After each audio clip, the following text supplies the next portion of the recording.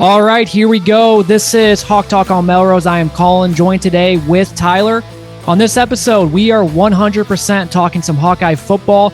I know on the last few episodes, it's been a little basketball and football, rightfully so. But today, it is all Hawkeye football as Tyler and I went to the spring game or spring practice, you could say, yesterday inside Kinnick. Great time. It was the first time I've been to a spring game for at least 10 years or so. And you know, obviously you got to address the elephant in the room. A lot of guys are out. A lot of the main guys are out. So it's hard to take that much away. And, you know, for spring ball, fall camp, there's going to be bad practices. There's going to be good practices. There's going to be bad moments. There's going to be good moments. So one game, one day doesn't really define a lot of things. But still, you know, you can see, observe, and either feel somewhat good or somewhat bad. And for me, Tyler, I don't know about you. We haven't really talked much because I wanted to wait till this podcast to really go through things. Even after it, right? We didn't really talk much about it. I felt good about things. I really did. I left Kinnick feeling pretty good. And even you could tell, like with Ferentz after in his presser. Go back to Lester a few days ago in his presser. There's like a sense of confidence, I feel like, with those guys, where I think they even feel good about things. And obviously there's still a long ways to go. There's still all summer, all fall camp, but I think we got the team to be pretty good this year. And like I said, we'll get into all of it today on this episode, but feeling pretty good about things. Yeah. I mean, that was my first spring game that I've ever attended. And like you said, you couldn't ask for a better day. It was a beautiful day. It was actually enjoyable to be out there to watch them. And, we went with a few buddies of ours, so it just made for an enjoyable afternoon. And you're exactly right. I think the first thing that I, took away from it was obviously you can't take much from it, right? You take it with a grain of salt. You mentioned, I mean, just the guys alone on offense. Mark was throwing a football, which was good to see, right? Good to see. He didn't participate, but he was just throwing it back and forth with the other quarterbacks warming up essentially. And then, wide receivers, Sam Phillips and Jared Bowie were out. And Jacob Gill. Jacob Gill. Yep. Forgot about him. Jennings Dunker, Logan Jones. I mean, that's quite a few offensive guys, just to name a few right there, and potential, obviously, starters. So when you talk about not taking too much from it or getting really too high or too low, like that's obviously what you're referring to is a lot of the guys that are going to be playing this fall coming up weren't even participating yet. So yep. You also had Bo Stevens out on the offensive line, so that's another starter. So you had 3 out of the 5 offensive linemen that are probably going to start this next year. And Jennings Dunker, let's just bring it up. Going into the practice, I actually saw something on my phone. I was getting a little worried. We didn't see him out there, and then we heard he's having surgery. There was some rumors it was serious, and I was like, oh boy, here we go. But it does sound like he's going to be good to go by fall camp, which is obviously great news because he's one of the best tackles in the country. We really need him. But yeah, he wasn't out there. And then, you just mentioned, the other guys. And then I also thought, Kamari and Jazz, even though they did play, they were kind of limited. I thought we saw way more of like TJ Washington, Xavier Williams, Nathan McNeil. So they were pretty limited. And then on the defense side of the ball, Ethan Herkett didn't play. Brian Allen didn't play. Of course, he's been out all spring. He'll be back for summer. Jeremiah Pittman didn't play. I didn't really see a whole lot of Aaron Graves. He was pretty limited. Xavier didn't play. So yeah, I mean, both sides of the ball. I mean, it's a lot of guys that are going to be starting that were out. So it's tough. I mean, I guess if we want to get into it, I think the thing that I was just most impressed with was our passing game. And I think that's a lot of credit goes to it being the second year under Tim Lester. Guys, coaches and players know what they're doing, right? And when we talked about that a little bit, like guys are playing more freely, right? They know the playbook, and so now they're able to kind of just go out and try to execute. And I think you saw that, especially with the wide receivers. Like I was really impressed. I know you'll probably talk about it too, but I feel like this is the first time in a long time, man, where I feel really good about our wide receiver room. We talk constantly about the quarterback room being revamped, but the wide receivers, a lot of them, staying and getting that second year under Tim, and other guys just stepping up. I feel really good. Vanderzee, Dayton Howard, Caden Weegan, Seth Anderson, KJ Parker. Like, we saw flashes of good things in the spring game. All really made plays. Like KJ Parker had a long touchdown along the sideline, a deep ball. Weegan made some like really impressive catches along the sideline. You could tell that he is going to be a main focus for y'all. He's not way just more than like be last year. A gadget guy, right? Yep. I think he'll actually step in and be a productive wide receiver for us. Dayton Howard looks the part, big physical receiver. Like, so with those guys that actually played yesterday, like I actually felt like they knew what the hell they were doing and they actually made plays. Yeah, no, that's my main thing. I even wrote on the boards. I kind of had made an observation myself, and that was like the biggest thing for me is the wide receiver room. And I just, the focus on the vertical passing, right? Yesterday, there was a lot of vertical passing when we got in like the 11 on 11 in particular, 7 on 7 a little bit. I 7 on 7, they were doing a little bit more check downs, but on 11 on 11, like that was the main focus point. And that was really cool to see. And, you look at the wide receiver room. I mean, you just said it, despite, which I was a little bummed about, like hearing that Jacob Gill and Sam Phillips weren't going to play, because I was really excited to watch Sam Phillips in particular. You kind of know what you have in Jacob Gill. Yeah. But to me, it's just like the makeup of the wide receiver room. I mean, we got just a perfect blend of guys. You got guys that are just physical, tall, Reese Vanderzee, Dane Howard. I mean, that one catch on the sideline, kind of where we were sitting at, was great. And so you got that perfect balance of that. Then you got like some possession type receivers, guys like Jerry Bowie, Jacob Gill, who obviously didn't play yesterday, but once again, you kind of know what you have. And then you got the quick, shifty, fast type guys, Seth Anderson, Caden Weegan, KJ Parker, guys like that, right? That, Sam Phillips will be that type of guy as well. He's kind of a shorter dude, kind of fast guy.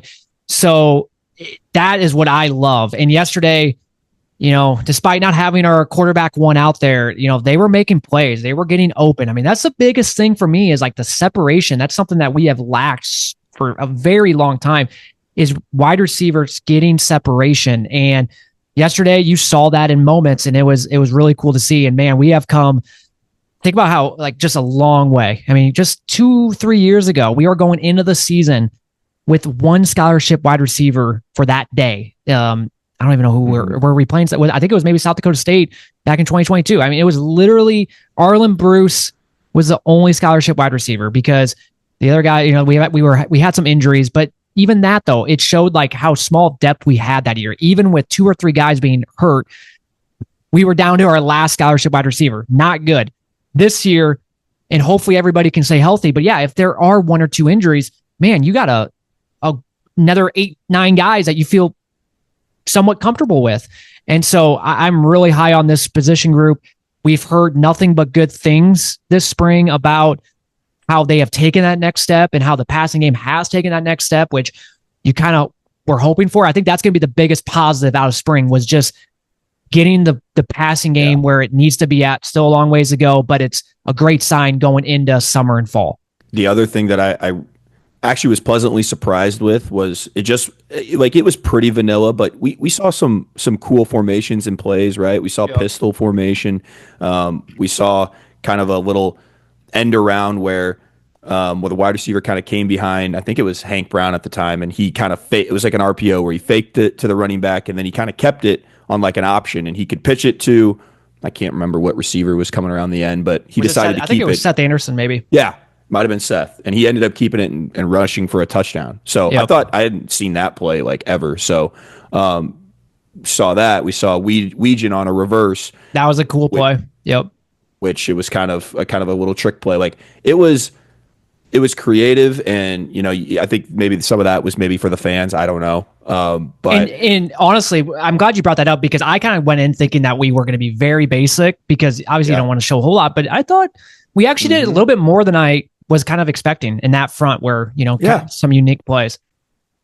I mean, we saw, motion with our tight ends and receivers, which, is going to be a staple this upcoming year. We saw screens to running backs and tight ends, and just different things to kind of keep our defense on its toes, right? And then obviously you talked about it, the vertical passing game. I thought it was a really good mix of different things we saw specifically in that passing game. And, I'm sure we'll talk about maybe some of the quarterback play and stuff like that too. But just overall, I thought it was a lot better than what I think we heard last year at this time, if I'm not mistaken. Yeah. So yeah, or even Kids Day last year, right?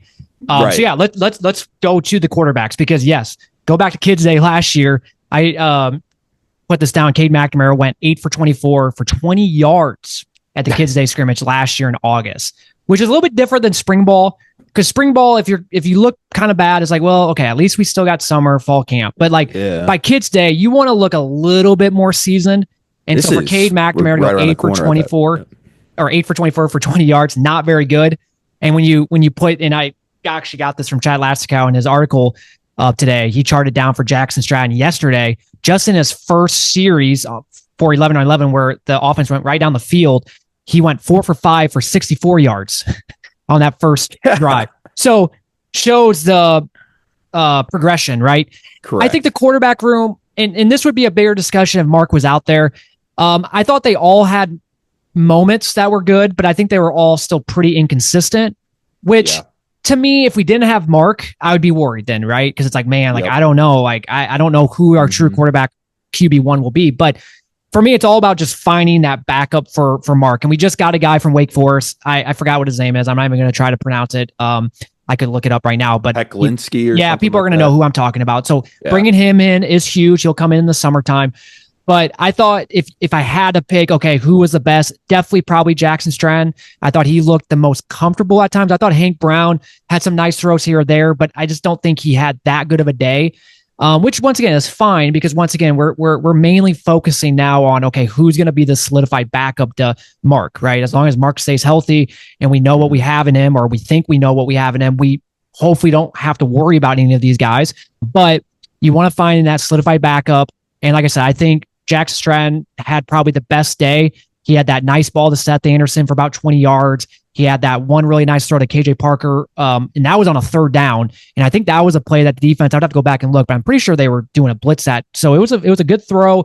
It was the ball was, I think KJ would have maybe got a few more yards if it was thrown a little bit better, but it was a decent throw to him. So I thought overall the quarterbacks looked decent. I wouldn't say they looked great. I think they were, like I said, all kind of inconsistent at times, but still way better than what we were, Kids Day last year or go back to spring ball of last year. Yeah. And I think I read something from Chad too, where it's like, I think Jackson was going up against like the second team defense too, whereas Hank was going against the first team, which I think makes a big difference. I'm glad you brought that up because you go back to like Kids Day last year, right? Like Sullivan looked a little bit better than Cade, but it's like once again, he was going up against the twos, Cade was going up against the one. It's tough. I get it. And that's where again, like you mentioned, we're not like, am I going to sit here and be like, oh my God, Jackson Stratton lit it up? It's like, well, he played against second team defense and there was a bunch of guys out. And so that's where we remind ourselves to not get too far ahead of the horse. Don't put the cart in front of the horse. So, but like you said, I think all guys showed signs of like, they know what they're doing. I think Jimmy Sullivan looked obviously the most uncomfortable, and it's expected. He's so young and like he should be going to his, like what Lester says, going to a senior prom. That's what he should be going to right now. And instead he's in college throwing balls, right? So that's expected. He's not going to look. He did have that nice throw at the end of the game to finish out the practice. And so, I think it's the best experience is experience. And so getting him out there and him enrolling early is going to help him tremendously down the road. So like, I feel really, really good about this room. I do too. Behind Mark, right? Mark, we obviously everything relies upon Mark being healthy and ready to go and being QB1. But, in case something happens, like there is depth there behind it. So I'm excited about that. Let's move to the running back room now. Obviously, there's going to be a little bit of a drop off with Caleb. Caleb Johnson was special going to the Steelers, which we'll talk about here in a little bit. But I don't think there's going to be a huge drop off. I think it's going to be more of a running back by committee. Kamari and Jazz, like I said, they were sort of limited yesterday. They did play a little bit, and they all had some nice runs. But for me, I was really impressed with TJ Washington. I'm really high on him. I think he's going to have a fantastic year. Xavier Williams had a nice day. He's a redshirt freshman. I've heard some good things about him. He'll probably see the field a decent amount this year. And then Nathan McNeil, another guy that should be attending prom this month instead of being in college, right? And he had some nice runs yesterday. He had kind of he's kind of to me, he looked pretty fast, but you can tell he's pretty physical too. He was taking some hits and he had a nice touchdown. So I just don't think the running back room is going to take a huge drop off, even though losing a guy like Caleb Johnson, which, yeah, it's tough to replace, but I'm still really excited for this group. It's definitely going to be running back by committee though. The thought process behind this for me, it's almost like in a weird way. I'm obviously mad that Caleb, he not mad, but just sucks that he went to the NFL draft. Yeah. We could have had him another year, yada yada yada. But I feel like this is where now this is gonna have to force the passing game to be a little bit better because we don't have a Caleb Johnson to just carry. You can rely on every single game. Yep. Right. And so, like you said, it's gonna be running back by committee. It might be the guy who has the hot hand at that time, who's running the best. Could be Jazz, could be Kamari, could be Isaiah Williams, like you said. And so it's definitely going to be different, but like you said, I think we feel really good about where we're at in terms of the running back room, the depth, multiple guys that can step in and yep. Pretty productive. So that's obviously, again, not too big of a worry for me right now. I'm going to pair offensive line and defensive line together here. Starting with the O-line, once it's so tough because we had 3 starters out. To me, despite that, I thought they held their own. There was a few times, especially when they did the 2-minute drill, where the defensive line really got after it. Yeah. But I thought for the most part they looked okay, which is fine because once again we had 10 guys suited up yesterday for the offensive line. So if we can stay healthy there, you bring in the guy from Ferris State, the All-American, who can play tackle, can play guard. Feeling pretty good about that group, and then reverse it to the defensive line. Then going back, I was very impressed with the defensive line yesterday. I went back and watched some videos this morning. But once again, we were without 3 guys on the offensive line. So I don't know. It's hard to really gauge that, area, right? I thought Max Llewellyn had some good moments. I was impressed by Jonah Pace. He had that nice deflection and he looked the part out there. And then some of the younger guys that were freshmen last year that are now sophomores that, we got to rely on a little bit. I thought they all had some nice plays. Chinike, Devin Kennedy, who's at defensive tackle, Joseph Anderson, little underweight, but he has the quickness that, you might see the field a little bit. So for the most part, I thought they held their own. They had some nice moments, but, offensive line, once again, out with a few guys. So it's really tough to tell who won that battle. Was it defensive line? Was it O-line? But I thought overall, both had good moments and both had some bad moments. Yeah, it was just good to see guys competing. I think, that's where I feel we're feeling really good right now, barring, knock on wood, injury. Like our offensive and defensive line with the transfers that we got, I'm excited about that part of the team because I think that's where it all starts. Yeah, with defensive line, I was actually kind of not happy that we were without like Brian Allen and Ethan Hurkett and Aaron Graves were very limited, but it gave us the opportunity to see some of these younger guys that are gonna be in the rotation this year. I mean, and seeing Jonah Pace out there, Bryce Hawthorne had a pretty good day yesterday too. I'm gonna have to go back and kind of watch him a little bit more. So yeah, overall, I thought defensive line. I mean, this is a position group that we really got to be better at this year. I thought they were good last year, but I just don't think it was up to what we normally are at the defensive line. And I really do think, and we said it a few times here, that was one of the reasons why the defense did take a step back last year. So we got to get back to where we need to be at. Linebacker, I'm not going to lie, and this is something where I'm going to have to go back and watch the videos again from yesterday. I didn't really watch the linebackers all that closely. For me, it was more offense, defensive line, obviously the offense with the wide receivers, and then the secondary. I didn't really key in on the linebackers. I'm not going to lie to you. The only thing I'm going to say here is Carson Shaw was out there, and to me, that's huge because he just hasn't been a healthy guy. We know what we have in him. I think he's going to be a fantastic player. The problem is he's been hurt a lot the last few years. And so now him actually seeing him out there yesterday, finishing spring ball healthy, I think is a really good sign. And then the last thing is just some of the younger guys, Derek Weeskoff, Cam Buffington, Preston Reeves. I've heard nothing but good things about those 3 guys. And so if they can continue to develop, I think that's huge stuff just for depth purposes.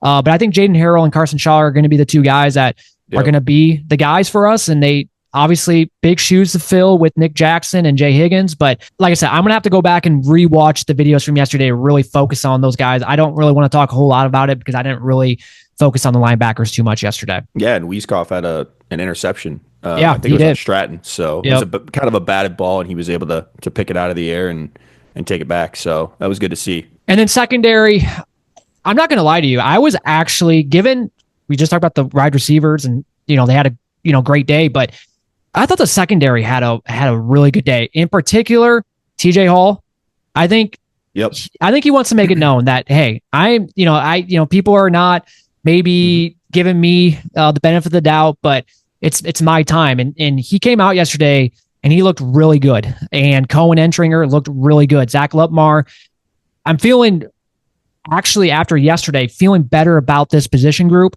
It's all about building depth at this point, especially at the corner spots. And we just got a guy from South Dakota, Shahid Barros, I think his name is. Will he start? I have no idea. But bringing a guy that has started the last few years at South Dakota, was pretty productive. You're just talking depth at that point, right? That, he could start, he could not. He's going to battle. He's going to, and maybe he will beat out, guys like Deshaun Lee or Jalen Watson. But I thought overall the secondary, in my opinion, looked pretty good yesterday. I was pretty impressed by all the guys, and we looked pretty healthy, right? Like besides Xavier, who wasn't out there, everybody else kind of played, so that's a good sign. I'm just thinking back to TJ Hall had one of the better plays in the whole spring game. He had the big hit on, I can't remember which running back, but they were throwing kind of a little out to the running back, and he read it perfectly, and he pretty much lit him up. And that was kind of an impactful play, and I think kind of goes to your point of, I think he's trying to make it known like he's cornerback one this year, and we need that. We need somebody that is cornerback one, kind of like what we had last year with Jamari. We need at least one of the sides of the field that we feel game in and game out we feel comfortable with. Yep. And then the last point, kind of what you were talking about with the transfer from South Dakota. It's like, I remember being on this podcast. I don't know if it was the last one or not. I think it was, where we were talking about like, man, we really need to address left tackle and corner. And since then, we've done both, right? Yeah, we've addressed the left tackle and now the cornerback spot. And so I love the fact that we're actually utilizing the portal and filling these needs going into the year. Yeah, exactly. And we're not, I just feel like we're not done yet. We're probably going to get one or two more guys. Maybe it's another defensive tackle. Maybe I know a safety's visiting this week. I know a safety visited last week. So maybe we get another safety. Maybe they do get another corner just to have another guy that can step up. I also want to bring up Alex Moda, the corner. I thought he looked pretty good yesterday. He's a guy that was a wide receiver, converted last year. So it's going to take time for him to kind of get used to being a corner. But he looked solid out there yesterday. I've heard some good things about him too. So, and then special teams, Reese Dakin, I thought he looked good yesterday. He has, some of his punts, his accuracy. He's going to be a stud for us. Drew Stevens, not going to lie, didn't look that good. He missed some field goals. That's something that you just got to clean up. And I'm not worried about that, right? I'm not worried about him missing a few field goals, but I was kind of surprised. I think it was 4 in a row that he missed from 45, 50, 55 yards. Definitely, I think it was more of just kind of like a mental at that point. But I think after that, though, he did hit a few. So that's good, at least. Reese looked like he was bombing punts, especially when we first got there. They were like practicing. His punts were like 60 to 65 yards. Like they were like pretty consistently. And on a nice day like that, I'm sure he can do that. But and then Drew Stevens, obviously at that point it was pretty mental. I think you even saw him kind of walking off like with his head down. He just I don't know what it was, but it wasn't his day, and he did miss quite a few field goals. But Drew's a senior, and I think he got back on track last year after having a kind of a down of a year, his sophomore year. Yeah. So I'm not too worried with him. No, I'm not either. So overall, I once again, kind of what I said at the beginning, for the most part, I felt pretty confident walking out of Kinnick yesterday, especially at the wide receiver position group. I just feel really good about that group, and it would have been so nice if we had Mark out there yesterday to really kind of see what he's like in this offense, right? Unfortunately, we're gonna have to wait until another fall camp. We're gonna have to wait till Kids Day. Kids Day, where we don't have our starter out there. I think somebody tweeted that, and it's so true. It's like, gosh, I just wish we could have the guy that we're going to be playing with start. But it is exactly. It definitely would have helped things if he was out there all spring, right? To learn the offense, and not like he probably has the offense down. It's just more like going through the offense and building that chemistry with the wide receivers. Obviously, would have been big time. But it is what it is. But, Well, he'll be back for summer and we'll be good. And he was engaged the whole time. Right? Yeah, he had his helmet on or helmet right up by him. He was listening to the play calls coming in. He was by the quarterbacks the whole time during those 11-on-11 drills and stuff like that, 11-on-11 practice. So, I mean, he was fully engaged. He's, like I said, I'm not worried about him not knowing the playbook or figuring it out. It's more just getting those on the field reps at once he gets healthy. All right, let's get into the draft. Short and sweet here. Big one is obviously Caleb Johnson going to the Steelers. For me, I wish it was a different team, but I think it's a good fit for him. Plus, with the Steelers, they're going to be on TV a lot because they're a big brand. So we're going to be able to watch him a lot. But I don't know. Overall, like I said, there was a few other teams I wish he would have went to, but it is what it is. We already know what he looks like in the black and gold, and I'm excited for him. Yeah, and with the Steelers, it kind of fills a need because I believe they traded Najee Harris to the Chargers, and so they kind of lose that more physical back. I mean, I have Jaylen Warren, who's more of their faster running back kind of guy that they use that way, but they needed a physical running back, a kind of more of an every down back, and I think Caleb Johnson could be that. So as much as maybe I wanted to see him in a different type of uniform, not just the black and gold, because I've seen it now for 3 years, but it was awesome to see that he did get drafted by like a really good team too. Like that's what I love about it. A well-run organization for sure. Yeah, they just can't find a quarterback. I mean, that's literally what is holding the Steelers back. That was good to see. And then they obviously drafted 2 more guys. So Y.A. Black, another Steeler, and then Sebastian signed with them. Obviously he didn't get drafted, but a free agent. So and then Mason Richmond fell to the Seahawks in the 7th round. Connor Colby to the 49ers. And then to me, the kind of the biggest surprise was Luke Lachey falling in the 7th round. And I know he didn't have the year that he had, but I don't know. He has all the tools to be a really good tight end in the NFL. And we've already seen what Iowa produces in the NFL with Sam Laporta, George Kittle, Hawkinson, Noah Fant. I don't know. I think the Texans got a steal here. Maybe I'm wrong, but I really feel like we're going to look back on this in a couple years, maybe a year or two, and it's going to be like, yeah, this guy is good. Another really good Iowa tight end. Yeah, the other surprise for me is Jay Higgins not getting drafted. Yeah, no, that's very surprising. And maybe he's undersized, I get it, and stuff like that. Maybe he didn't have a good combine, and maybe the pro day wasn't his best day. But I just think if he gets an opportunity, he could be one of those guys that they look back and go, like, how did this guy go undrafted? Yeah, exactly. And then, we just brought up Castro. Obviously, he didn't have the season that he maybe would have hoped to have. I think if he would have left maybe last year, probably would have got drafted.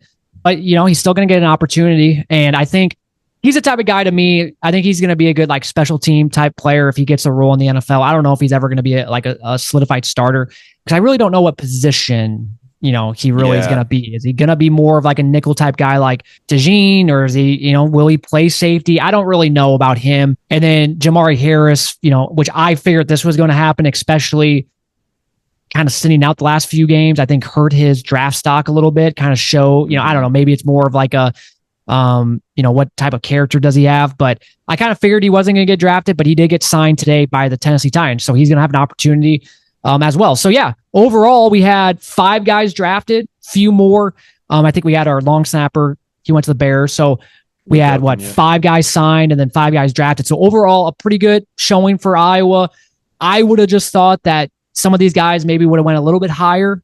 Maybe even Caleb in a way kind of fell a little bit, like Luke Lachey, you just brought up Jay Higgins, but overall not bad. No. And the big one is Caleb Johnson. We know what we had in him as an Iowa running back, and I just hope he continues to have success in the NFL, because it would be awesome to just see another Hawkeye flourish in the NFL. So we have a lot of tight ends, we got a lot of linemen, some good defensive players, but I want to see a skill player that just produces, right?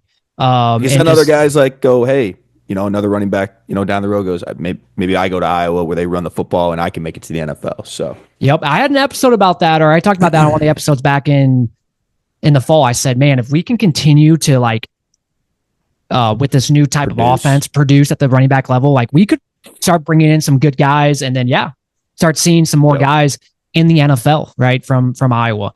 But well, that will do it for this episode. I thought we got into a lot of things, obviously mainly the spring practice. We will be back here shortly talking more Iowa basketball, getting more into Iowa football a little bit. Once again, it's kind of a slow time now coming up here, even though there'll probably be some more news coming out, transfer portal, things like that. But yeah, we'll just go from there. Have a good rest of your week and go Hawks.